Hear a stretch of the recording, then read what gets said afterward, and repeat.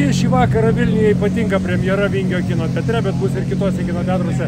Race for Glory, Audi prieš Lancia arba didžiosios lenktynės. Einame vidų, pasižiūrėsim, kaip ralistai laukia premjeros.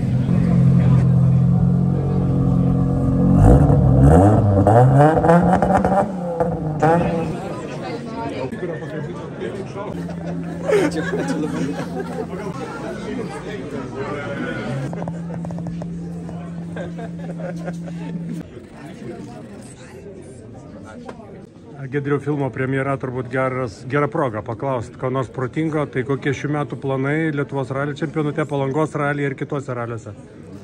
Tai čempionate tai būtinai dalyvausime, kaip ir visais metais, čia mūsų jau, kaip sakyti, tikslas numeris 1. O dėl Palangos, tai dar labai viskas miglotai, nieks neaišku, nes Palangas sutampa su Latvijos VRC etapu, tai nors ir ralyje padalyvauti, ir Palangoje, tai iš tikrųjų sunku labai kažką tai ir pasakyti. O dėl čempionato, tai labai džiugu, kad čempionatas padaugėjo automobilių panašių į mūsų. Dar atsirado 2 R5 klasės automobiliai, kurie papildys mūsų klasę, tai Rukas Stepanavičius ir Niedas Radišauskas. Tai labai laukiu pažiūrėti, kaip jie atrodys ant žvyro vasarą.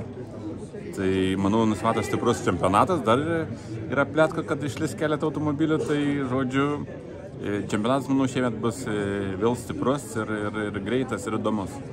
O šitam filme kas laimės, Audi ar Lancia? Žinant istoriją, turėtų laimėti Lancia.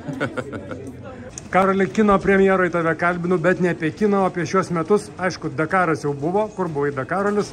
Monte Carlo istorinėme ralyje buvai Karolis Raišys ir puikiai pasirodė, bet metai tik prasidėjo. Kas laukia šiais metais?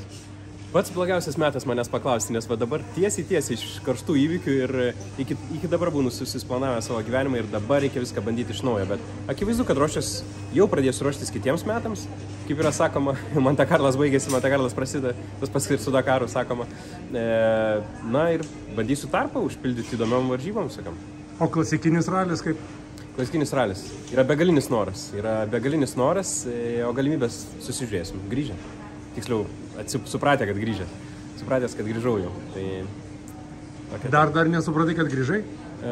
Na, iš tikrųjų, tai gal ir praėjo laiko po Monte Carlo, bet taip realiai ant Vilniaus žemės taip iki galo atsistojo tik šios savaitės vidury. Tai va dabar ir pradeda smegenis grįžti truputį po viso to maratono, nes šiemet pirmos dienos, kai jau galiu mąstyti, ką veiksiu šiemet.